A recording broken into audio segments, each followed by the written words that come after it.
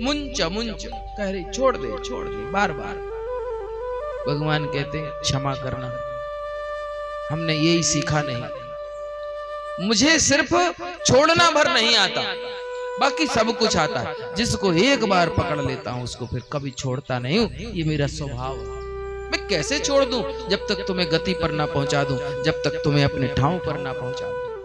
सा मुंच मुंचालमिति प्रभाषणे निष्पीड्यमाना खिल जीव मर्मणि विवृत्य नेत्रे चरणों भुजौ। उसके जो नेत्र की जो काली काली पुतली है ना, ये पलट गई और आंख पूरी सफेद सफेद हो गई उसकी, हाथ पैर अकड़ गए महाराज। और उसका जो नकली वाला रूप था वो जाता रहा और असली रूप बड़ा भयंकर और बड़ा विशाल था।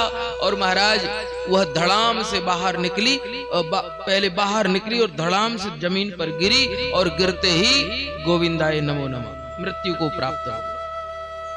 और जैसे ही पूतना मरी महाराज, तो पूतना के मरने पर कंस का एक बहुत बड़ा बगीचा था गोकुल के पास में, वह बगीचा उसके शरीर के गिरने से महाराज नष्ट भ्रष्ट हो गया। ऐसा था, इतना बड़ा शरीर था। सारे ब्रजवासी कोलाहल करने लगे, अरे ओ राक्षसी कन्हैया को ले गई, दुष्टार कन्हैया को ले गई। सारे ब्रजवासी पीछे पीछे भागे और जिस स्थान पर उसका हृदय मंडल था, वक्षस्थल था, उस जगह पर जाकर बड़ी बड़ी सीढ़ियों को लगा करके उसके शरीर पर चढ़े और उसके शरीर पर चढ़ करके, और कन्हैया अभी भी उसके वक्षस्थल पर खेल रहे हैं। महाराज तुरंत ब्रजवासियों ने कन्हैया को उठाया और उठा करके लेकर के गए, यशोदा मैया को दिया। यशोदा मैया ने जब सुना था कि दुष्टा कन्हैया को ले गई, तो सुनते ही मूर्छित हो गई, बेहोश हो गई यशोदा मैया। और ब्रजवासी गए और जाकर के यशोदा जी को चेहरे पर थोड़ा सा पानी डाला, अरे मैया उठ जाओ, कन्हैया को लेकर के आ गए। कन्हैया एकदम स्वस्थ है, उसको कोई परेशानी नहीं। अच्छा कन्हैया ठीक है। और कन्हैया होश में आते ही साथ कन्हैया को तुरंत हृदय से लगाया, बार बार उनके अंग प्रत्यंगों को, कभी हाथों को टटोल के देखती हैं, कभी पैरों को टटोल के देखती हैं कि कहीं लाला को चोट तो नहीं लग गई। और बार बार मुख से चुंबन करती हुई, बार बार हृदय से लगाती हुई, और कन्हैया को सोचती हैं उस दुष्टा की नजर लग गई होगी, पता नहीं कहां से मेरे कन्हैया को लेने के लिए आ गई है, मेरे कन्हैया को। और ऐसा सोच करके महाराज कन्हैया को लेकर के मैया गौशाला में गई और गौशाला में जाकर सबसे पहले भगवान के पूरे शरीर पर गौ माता का गोबर लगाया। फिर कन्हैया को गोमूत्र से स्नान कराया और फिर उसके पश्चात पूरे शरीर पर घृत लगाया, घी लगाया, और फिर पूरे शरीर पर दही लगाया, और फिर गौ माता के दूध से स्नान कराया, फिर पवित्र यमुना जल से स्नान कराया। और यमुना जल से स्नान कराने के बाद गौ माता की पूंछ के पास आई और पूंछ से ऐसे गोदी में लिया हुआ है और गाय की पूंछ से ऐसे 7 बार झाड़ रही है, उतार रही है, नजर उतारती ना, ऐसे झाड़ा लगा रही है। इंद्रियाणि ऋषिकेशा प्राणो नारायण प्राणान नारायणो वतुः श्वेत दीप पतिश्चित्तम मनो योगेश्वरो वतु।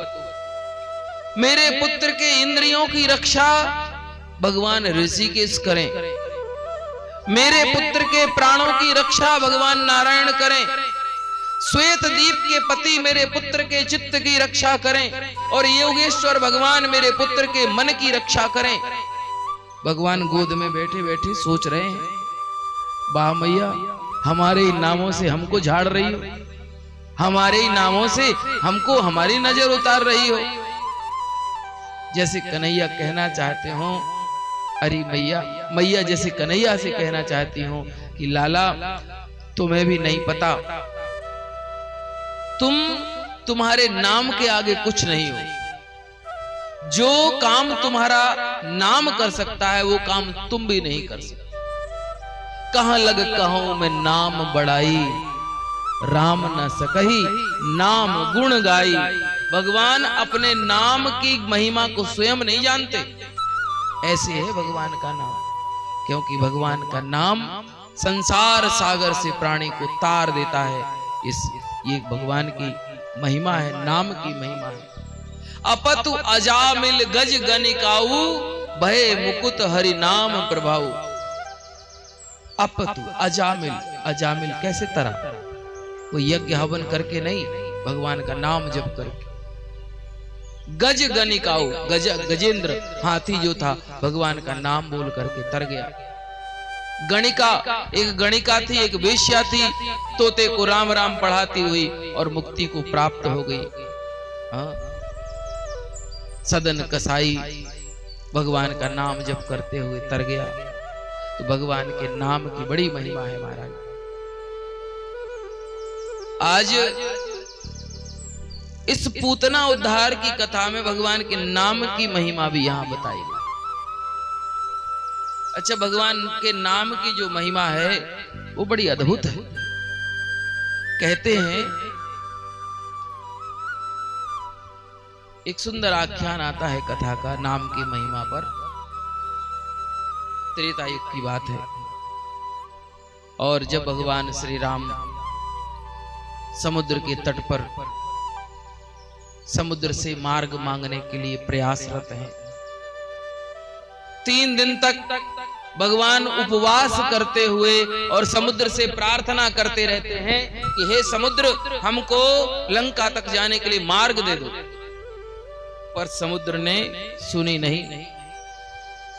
विनय न मानत जलधि जड़ गए 3 दिन बीत, और बोले राम सकोप तब भय बिन होए न प्रीत। लक्ष्मण, मेरा धनुष लेकर आओ, जरा मेरा बाण, मेरा तरकस लेकर के आओ। इतने 3 दिन हो गए समुद्र को समझाते हुए, समझा नहीं। ओ लक्ष्मण जी ने कहा, ये अच्छा काम किया, मेरे मन का काम किया प्रभु। फालतू में 3 दिन से प्रार्थना कर रहे थे, एक धनुष पे बाण चढ़ाते ना और समुद्र को सुखा डालते, अपना मार्ग स्वयं बन जाता, समुद्र को सुखा के उस तरफ चले जाते आराम से। फालतू में से विनय कर रहे हैं, प्रार्थना कर रहे हैं कुटिल के साथ, ठीक बात नहीं। और महाराज जैसे ही भगवान ने धनुष पर तीर संधान किया और समुद्र महाराज खौलने लग गया। महाराज समुद्र त्राहि माम शरणागतम कहते हुए और भगवान के सामने प्रकट हो गया मनुष्य रूप में। समुद्र ने कहा, भगवान क्षमा करो, आप सत्य संध हैं, इसमें कोई संशय नहीं कि आप मुझे सुखा डालें। आप तो इस पे धनुष पे बाण भी न चढ़ाते और केवल सोच लेते कि मैं सूख जाऊं तो मैं सूख जाता। आपके संकल्प की वो बात है, आप सत्य संध हैं।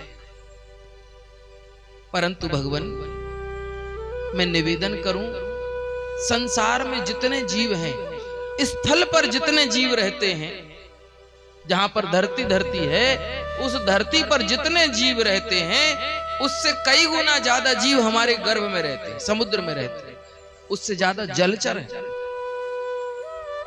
सो भगवान, आपके तीर चलाने से जब वो समुद्र सूख जाएगा, मैं सूख जाऊंगा, तो इसमें रहने वाले सारे जीव भी मर जाएंगे। हे प्रभु, आप उनको न मारिए। भगवान ने कहा, ठीक बात है, परंतु मैं क्या करूं, मुझे लंका तक जाना है। बोले, प्रभु आपकी सेना में 2 बानर हैं जिनका नाम है नल और नील। ये नल नील को ऐसा वरदान है कि जो भी वस्तु को पानी में फेंकेंगे वो वस्तु पानी में डूबेगी नहीं, उतराती रहती है, तरती रहती है। बोले, ठीक बात है। तो बोले, प्रभु ऐसा करें, आप इनको कह करके और समुद्र में पत्थर डलवाइए बस, और लंका तक जाने का मार्ग मैं तैयार कर दूंगा। मैं किसी भी पत्थर को आपस में भागने नहीं दूंगा, सब पत्थरों को जोड़ करके रखूंगा। आप कृपा करके और पुल बनाइए ऐसे। और संसार में आप जब ऐसा कार्य करोगे ना, तो संसार में आपका यश फैलेगा कि राम ने समुद्र के ऊपर सेतु बना दिया, जो कि संभव नहीं है संसार में समुद्र के ऊपर सेतु बनाना, पर यदि आप बना दोगे तो संसार में नाम अमर हो जाएगा। इसलिए प्रभु आप ऐसा ही करें, हमारी प्रार्थना। भगवान ने कहा, ठीक। समुद्र ने जब ये बात कही तो राम जी को, परंतु सुना सुग्रीव जी ने भी, और सुग्रीव ने अपनी सेना को आदेश दिया कि जाओ सब के सब पत्थर लेकर आओ। गौर से सुनना, बड़ी अद्भुत कथा है। सुग्रीव के आदेश पर सारी सेना के बानर पत्थर ढूंढने के लिए चल पड़े, दसों दिशाओं में फैल गए। जहां जिसको जो मिला, पत्थर, पहाड़, पर्वत, पेड़, वृक्ष, जो कुछ जिसको मिला सब ले लेकर के आ रहे हैं। एक बात पता है, राम जी की जिस सेना में जितने बंदर भालू हैं, उनकी संख्या कितनी है? उनकी संख्या बहुत है।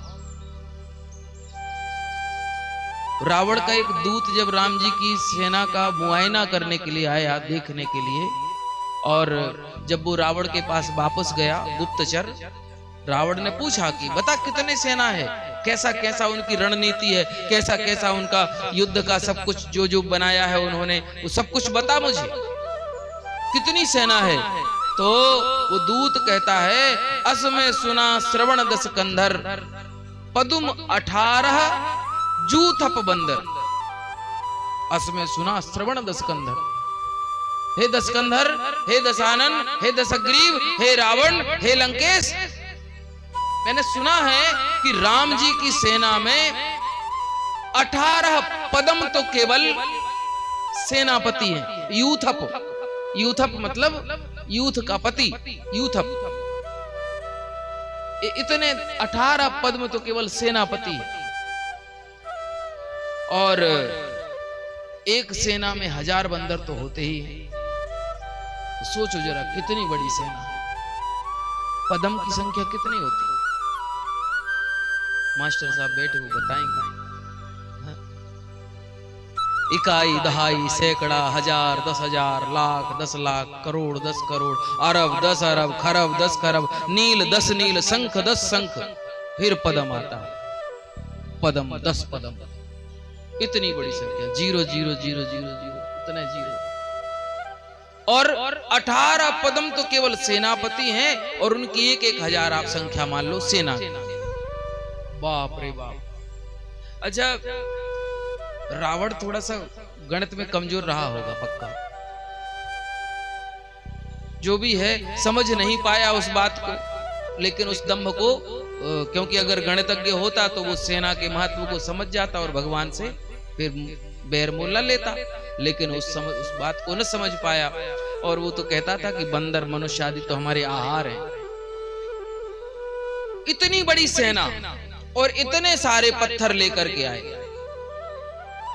अब यहां पानी में पत्थर डालने वाले सिर्फ 2 बंदर, नल और नील।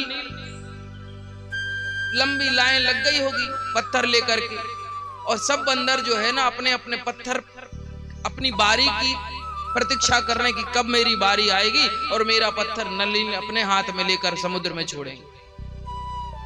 महाराज बड़ी कई किलोमीटर लंबी लाइन देखी हनुमान जी महाराज, और देखा सब के सब बंदर पत्थर लिए अपने सिर पे खड़े हैं, मेरी अपनी बारी की प्रतीक्षा कर रहे हैं। हनुमान जी ने सोचा बेचारे ये तो बंदरों को फालतू में सजा सी दी जा रही है, दंड सा दिया जा रहा है, पत्थर लेकर के बेचारे खड़े हैं। हनुमान जी ने विचार किया कि भगवान का नाम तारनहार है, भगवान का नाम का स्मरण करके लोग तर जाते हैं, मुक्ति को प्राप्त हो जाते हैं, तो क्या ये समुद्र पार नहीं कर सकते? समुद्र पे नहीं तर सकते क्या? ऐसा मन में सोचा, और ऐसा सोच करके श्री हनुमान जी महाराज ने क्या किया कि एक पत्थर पर, एक छोटे से पत्थर से राम लिखा। ध्यान से सुनना, छोटे से पत्थर से बड़े पत्थर पर राम लिखा, और उस बड़े पत्थर को पानी में फेंका, और जैसे ही पत्थर पानी में फेंका वो पत्थर तैरने लगे। हनुमान जी बड़े प्रसन्न हुए, और उन्होंने सब बंदरों को कहा कि सुनो, अब नल नील की जरूरत नहीं है। हनुमान जी ने एक बड़े शिलाखंड के ऊपर बड़े बड़े अक्षरों में राम लिख दिया। सब बंदर पढ़े लिखे तो थे नहीं, कुछ ही हैं जो जानते हैं, जानकार हैं, पढ़े लिखे हैं, बाकी तो सब बिना पढ़े लिखे। जिन बिना पढ़े लिखे लोगों के लिए, बिना पढ़े लिखे बंदरों के लिए उन्होंने उस पर राम बना दिया, ऐसा लिख दिया और कहा इसको देख करके अपने अपने पत्थर पर राम लिखो सब लोग, जैसा इसमें लिखा है वैसा लिख दो। और उसको देख देख करके अपने पत्थर पे कॉपी करने लगे, छोटे पत्थर से, और सब ने अपने अपने पत्थर पर राम लिखा और सब ने पत्थर को पानी में छोड़ दिया। और महाराज पत्थर को पानी में छोड़ते ही सारे पत्थर तैरने लगे। जब सारे पत्थर तैरने लगे तो समुद्र ने तो वचन दिया था कि सब पत्थरों को इकट्ठा करके एक लाइन में मैं बना दूंगा लंका तक। सब महाराज कहते 4 दिन में पुल बन गया था, 4 दिन में पूरा पुल बन के तैयार हो गया था। बड़ी गति से पुल बनने लग गया। और महाराज राम जी वहीं खड़े हैं पुल के पास में ही। अचानक राम जी की दृष्टि पड़ी कि एक गिलहरी छोटे छोटे से कंकड़ उठा करके समुद्र के किनारे से आती है और वो कंकड़ जो पत्थरों के बीच में गैप होता है ना, उसके बीच में भरती है, फिर जाती है और कंकड़ को उठा करके लाती है और फिर उस दोनों पत्थरों के बीच में जो खड्डा या गैप बचता है उसको भरती है। राम जी ने उस गिलहरी को देखा कि देखो ये छोटे छोटे जीव तक मेरी सेवा में लगे, पुल बनाने, बंदर, भालू, छोटे छोटे जीव पुल बनाने में मेरा सहयोग कर रहे हैं। और संसार में, इतिहास में जब नाम आएगा कि समुद्र पर सेतु किसने बनाया, तो लोग कहेंगे राम सेतु, राम ने बनाया। पर राम ने तो कुछ किया ही नहीं। राम जी सोच रहे मैंने तो कुछ किया ही नहीं, क्या बताऊं, कुछ मेरा भी श्रम होना चाहिए इसमें। राम जी ने सोचा अच्छा इतने सारे बंदर पत्थर लाते हैं, उस पर राम लिखते हैं, मेरा नाम लिखते हैं और उसको पानी में छोड़ते हैं, तैर जाता है, तो मैं भी यदि पानी में पत्थर छोड़ूंगा तो वो भी तैरना चाहिए। तो जो राम लिखने का श्रम है वो तो कम से कम नहीं होगा, इसमें भी तो परिश्रम लग रहा है राम लिखने में। राम जी ने सोचा चलो ऐसा करते हैं।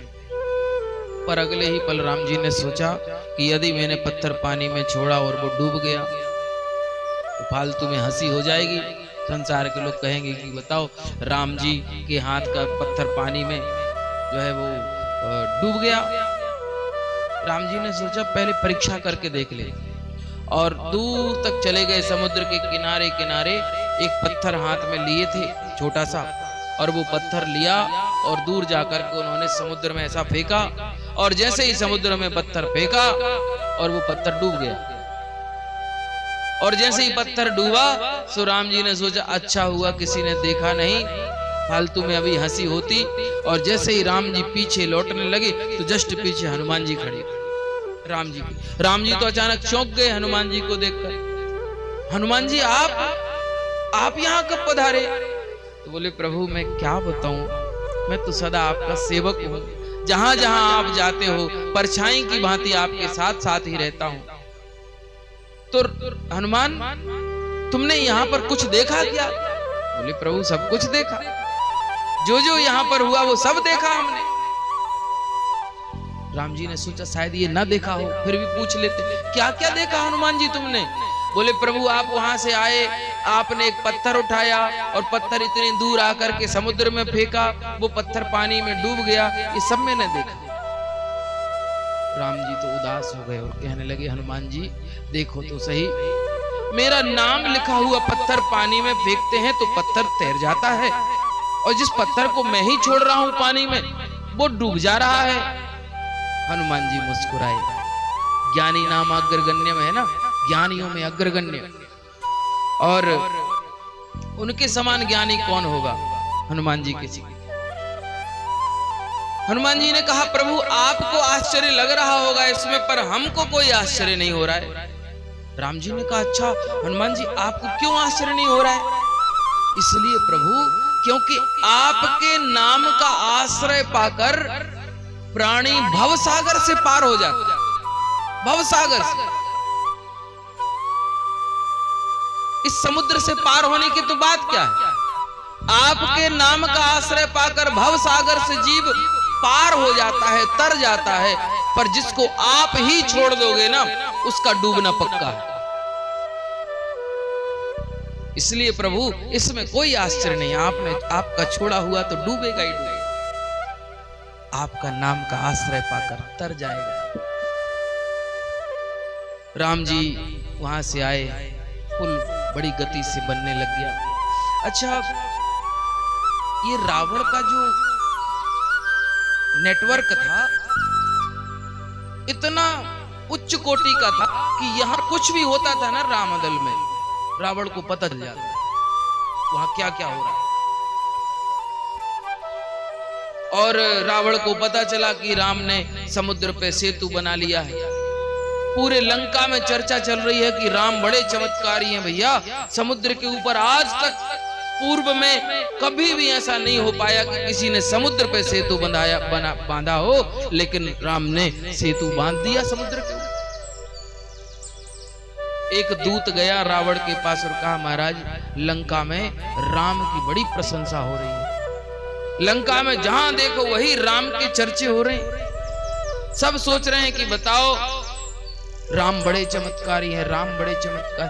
और हे दशानन, आपके ऊपर से लोगों का विश्वास कम होता जा रहा है, आप भी कुछ चमत्कार कर दीजिए और लंका वासियों का जो विश्वास है वो अपनी तरफ कर लीजिए, नहीं तो यदि ये राम की तरफ हो गए, यदि विद्रोही हो गए तो महाराज हम लोग युद्ध के पहले ही पराजित हो जाएंगे, इसलिए आप कुछ ना कुछ चमत्कार करो। रावण ने उस सभा में कहा, राम के नाम लिखा हुआ पत्थर पानी में तैर रहा है, अरे इसमें क्या बड़ी बात है, ये तो कोई बहुत बड़ी बात नहीं।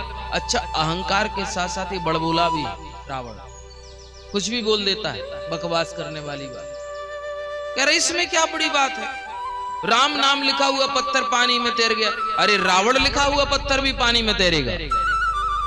दूत ने कहा, महाराज ये सच है क्या? मंत्री ने पूछा, क्या सच में तैर जाएगा? बोले हाँ तैर जाएगा। बोले अगर तैर जाएगा तो एक काम करो, ये लंका वासियों को दिखा दो महाराज, रावण लिखा हुआ पत्थर पानी में तैर गया, और यदि आप उनको दिखा दोगे ना तो राम के ऊपर से उनका विश्वास हट जाएगा, आपके ऊपर उनका विश्वास जमा रहेगा। तो बोले ठीक है, कल मध्याह्न में सब लोग समुद्र तट पर मिले और वहां पर हम पत्थर पानी में तैराएंगे। ठीक, और भैया घोषणा हो गई पूरे लंका में कि रावण का नाम लिखा हुआ पत्थर पानी में तैरेगा। तो पूरे के पूरे लंकावासी नर नारी बच्चे बूढ़े सब के सब आज समुद्र तट पर आ गए। रावण पधारे, मंदोदरी आदि रानी वहां पर आई और बाकायदा वहां के जो पंडित जी आदि हुए उन्होंने पत्थर मंगाया, पत्थर की बाकायदा पूजा करवाई और उस पर रावण लिखा गया पत्थर पर, और रावण ने अपने हाथ से वो पत्थर लिया और पानी में फेंक दिया। सोचा कि रावण के लिखने से, राम लिखने से पत्थर तैर सकता, मेरे नाम से तो तैर ही जाएगा, क्योंकि राम से मैं किसी भी चीज में कम नहीं हूं,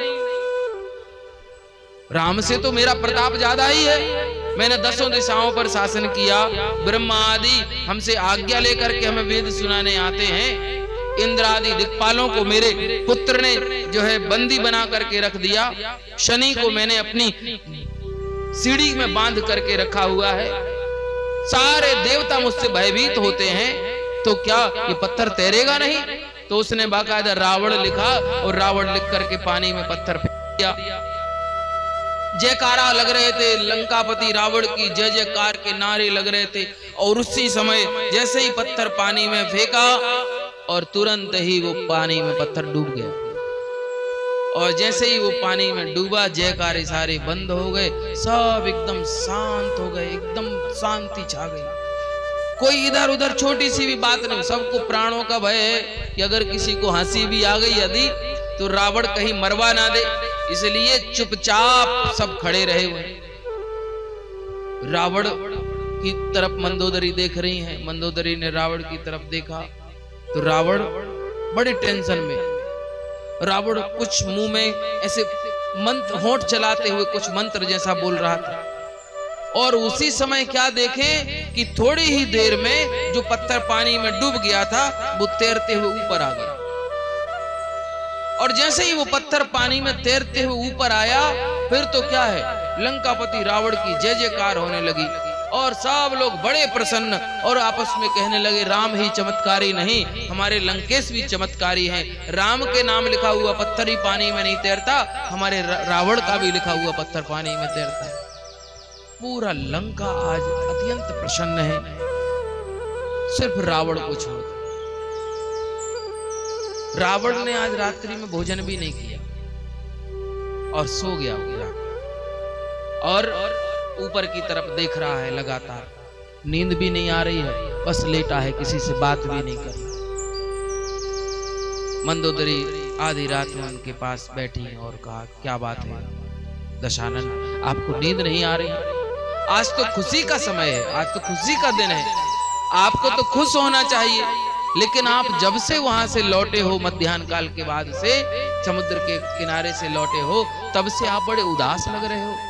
आपको तो खुश होना चाहिए, आपका प्रताप, आपका यश आज पूरे लंका के साथ 10 दिशाओं में फैल रहा है। आपके विजय की गाथाएं जो गाई जाती थी, आपके युद्ध की, आपके प्रताप की, आपके बल की जो लोग बातें करते थे, चलत दशानन डोलत अवनी, आपके चलने से पृथ्वी डोल जाती थी। महाराज इस तरह की चर्चाएं तो होती ही थी, आज चर्चा हो रही है कि रावण के नाम लिखा हुआ पत्थर भी पानी में तैरता है। आपको तो खुश होना चाहिए। भगवान एक बात पूछो? रावण ने मंदोदरी की तरफ देखा, बोला कुछ भी नहीं। देखो सबकी सांसें रुक गई थी भगवान, जब वो पत्थर पानी में डूब गया, आपने फेंका, पानी में डूब गया था, सब शांत हो गए थे। परंतु हे दशानन, आपने ऐसा कौन सा मंत्र पढ़ दिया था कि वो पत्थर पानी में तैरते हुए ऊपर आ गया? तो रावण कहता है, मंदोदरी यही मेरी चिंता का विषय है। क्या चिंता का विषय? बोले मैंने कोई मंत्र नहीं पढ़ा था। तो फिर आप होंठ तो चला रहे थे, उस समय आप कुछ बोल रहे थे। बोले बस मैंने उस पत्थर को यही बोला था कि पत्थर तुझे राम की शपथ है तो ऊपर आ जा जल्दी से। और मैंने जैसे ही राम की सौगंध उस पत्थर को दी, पत्थर पानी में तैरता हुआ ऊपर आ गया। मैं वही बात सोच रहा हूं जब से कि जिसकी शपथ देने से निर्जीव वस्तु भी जीवित होकर के ऊपर आ सकती है, वो राम कितना प्रतापी होगा। ये राम नाम की महिमा है सज्जनों, ये राम के नाम की महिमा। कहां लग कहो मैं नाम बढ़ाई, राम न सकहे नाम गुड़ गाई। ये नाम की महिमा। आज यशोदा मैया भगवान को उनके नामों से झाड़ रही, झाड़ा लगा रही।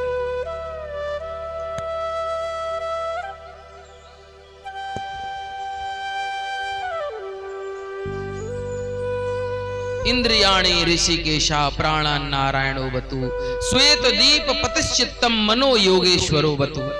महाराज इस तरह से आज यशोदा मैया ने भगवान की नजर उतारी है। आज पूतना नंद बाबा जब आए और नंद बाबा ने देखा कि विशाल पूतना का शरीर यहाँ पर पड़ा हुआ है, और नंद बाबा जैसे तैसे पहुंचे अपने घर पे, लोगों ने बताया कि बाबा बहुत बड़ी बला टल गई। देखो ये पूतना तो कन्हैया को लेकर के भाग ही रही थी, परंतु देखो जो बुरा करने आई थी उसका ही बुरा हो गया। और ऐसा सोच करके देखो आज ये सब खुद ही मर गई। एक ब्रजवासी कहता है, बाबा मरी मराई पूतना में भी 10 डंडे मैंने मारे। और महाराज ऐसा कह करके और नंद बाबा ने आदेश दिया, और नंद बाबा के आदेश पर उस पूतना के विशाल शरीर को नंद बाबा ने कहा कि इसके विशाल शरीर को कई हिस्सों में काट दिया जाए। और कई हिस्सों में जब उसके शरीर को काटा गया तो महाराज कहते हैं कई छोटी छोटी चिताओं को बना करके और उसके शरीर को जलाया गया। और जब उसके शरीर को जलाया, सुखदेव स्वामी राजा परीक्षित से कहते हैं, हे परीक्षित जी, पूरे ब्रिज में अगर और चंदन की सुगंध जैसी महक गया पूरा ब्रिज मंडल, उसके शरीर की ऐसी सुगंधी निकली। किसी ने पूछा कि भैया उसके शरीर से इतनी सुगंधी क्यों निकली? तो यहाँ पर कहते हैं भगवान का नाम केवल बोलने मात्र से, हम केवल 3 बार बोलते हैं ना, केशवाय नमः, माधवाय नमः, नारायणाय नमः, 3 बार भगवान का नाम बोल देते हैं,